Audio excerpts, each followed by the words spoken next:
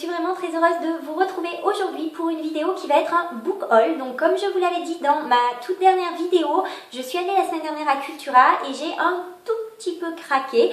Donc j'avais envie de vous présenter tout ça. En plus j'ai reçu 2 livres que j'avais commandés donc en fin de semaine. Donc on va faire un packaging et je vais vous montrer toutes mes trouvailles. Donc on va commencer par les livres que j'ai reçus en fin de semaine. Donc tout d'abord il y a un polar. C'est Il ne faut pas parler dans l'ascenseur de Martin Michaud. Donc ce polar me faisait très envie, tout simplement parce que Martin Michaud déjà est un auteur québécois et que j'adore les auteurs québécois, donc j'espère ne pas être déçue. En plus, le résumé me tentait bien, donc apparemment on va suivre 2 histoires parallèles. Donc d'un côté une jeune fille qui a passé 2 ou 3 jours dans le coma et qui quand elle va se réveiller va partir à la recherche d'un homme qui a l'air de ne pas avoir d'existence. En fait personne ne le connaît, on ne trouve trace de lui nulle part. Et de l'autre côté on va suivre un enquêteur qui lui va essayer de résoudre une vague de meurtres, donc meurtres qui se produisent dans un laps de temps très court, c'est-à-dire à 1 ou 2 jours d'intervalle, et donc il va essayer d'endiguer ces meurtres afin de pouvoir arrêter le coupable et que le chaos ne règne plus dans la ville. Donc ça va être une tétralogie. Le 2e et 3e tome vont successivement sortir en mai et octobre 2015 et le 4e et dernier tome en 2016. Donc je pense que l'enquêteur que nous allons suivre dans ce tome sera aussi l'enquêteur que nous retrouverons dans les 3 autres tomes. Donc je vais vraiment hâte de voir ce que ça peut donner. En plus en ce moment j'ai du mal avec les polars parce que j'en ai tellement lu que je trouve que tout est réchauffé, plus rien n'arrive à me surprendre. Donc j'espère vraiment que celui-là me fera changer d'avis et me fera renouer avec ce genre que j'affectionne particulièrement. Ensuite j'ai commandé un roman apocalyptique qui est In the After de Demetria Luneta. Donc celui-là me faisait très envie. Dès que je l'ai vu, je me suis dit il est pour moi parce que c'est pas un genre que je lis particulièrement, mais j'ai commencé à un petit peu connaître les romans apocalyptiques avec Bird Box que j'ai lu il y a quelques mois et j'étais pas passée loin du coup de cœur. J'avais vraiment beaucoup aimé, contrairement à d'autres personnes qui trouvaient que finalement l'histoire n'était pas assez fouillée, qu'on n'en savait pas assez sur les créatures. Moi au contraire j'ai vraiment trouvé que ça amenait un mystère à l'histoire qui moi en tout cas m'a beaucoup plu. En plus je pense qu'il y aura une suite. Donc voilà, on en saura plus dans le second tome, si second tome il y a. Donc voilà, quand j'ai vu ce roman, je me suis dit ça va être peut-être un petit peu dans la même veine et il m'a fait très envie. Dans ce roman, le monde a sombré dans le chaos, des créatures sèment la terreur, sèment la mort autour d'eux. Et en fait, une jeune fille a réussi à leur échapper, elle est barricadée dans sa maison et elle va tout faire pour tenter de survivre.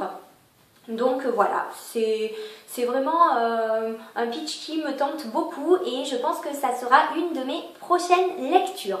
On va maintenant passer au livre que j'ai acheté donc à Cultura et on va commencer par un recueil de nouvelles horrifiques. Donc c'est L'Homme des Fous, écrit par Anthony Signol. Alors ça fait plusieurs fois que je tournais autour de ce roman, enfin de ce recueil, pardon, sans l'acheter.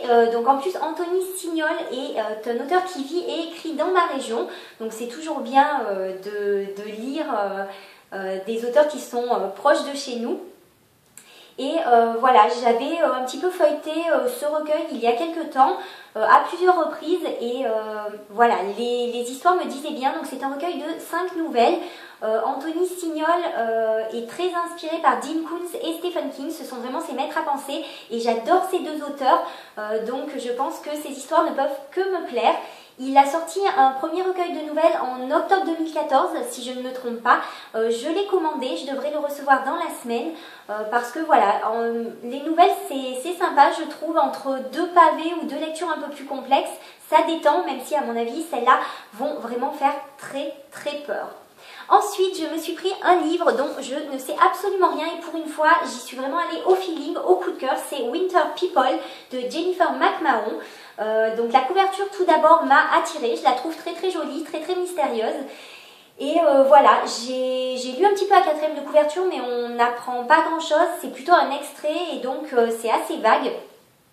Donc je vous en reparlerai bien sûr plus longuement quand je l'aurai lu. Je pense aussi le lire assez rapidement parce que je suis très curieuse de nature et donc ne pas trop savoir de quoi ça parle, ça m'intrigue et je ne vais pas le faire traîner trop longtemps dans ma palle.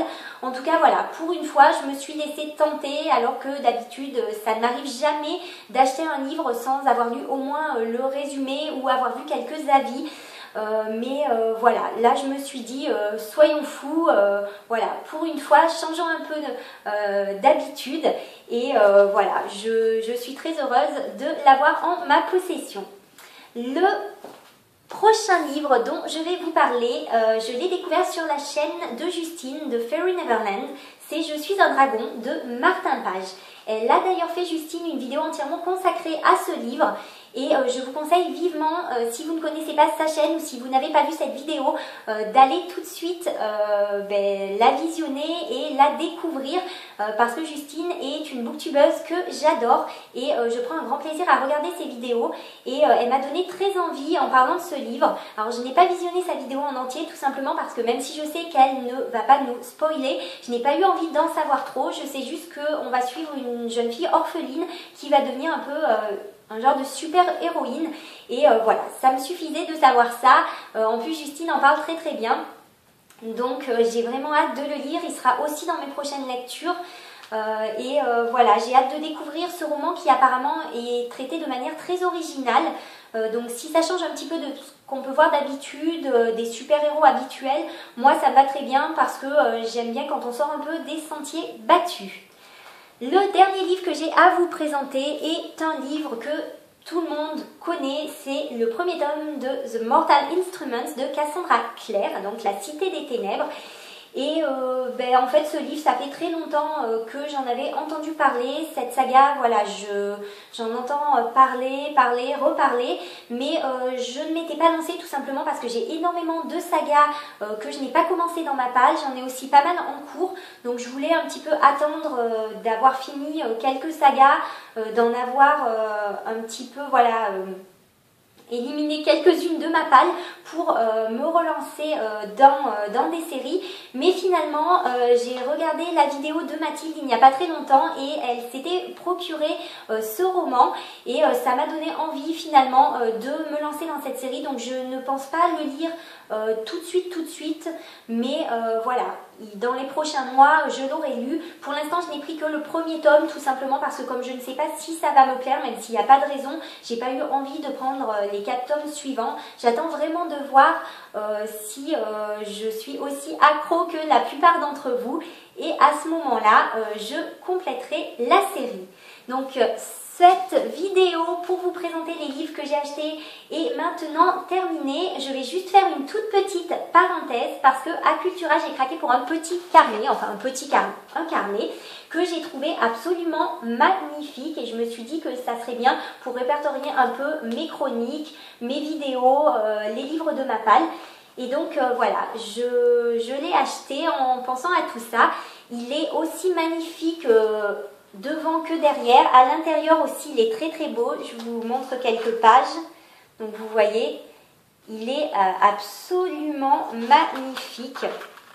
J'ai beaucoup aimé les dessins, le design. Et donc voilà, j'avais pas vraiment de carnet de ce genre, donc je me suis dit voilà, ça complétera un petit peu mes autres achats et ça va en tout cas beaucoup me servir. Donc voilà, c'était la petite parenthèse quand même un petit peu livresque étant donné que c'est un carnet. Je suis très heureuse de vous avoir présenté tout ça, j'ai vraiment hâte de les lire pour vous en faire la chronique et vous faire une vidéo pour vous dire un peu ce que j'ai pensé de tous ces livres. En attendant, je vous souhaite une excellente journée et je vous dis à très bientôt. Bye bye mes papillons!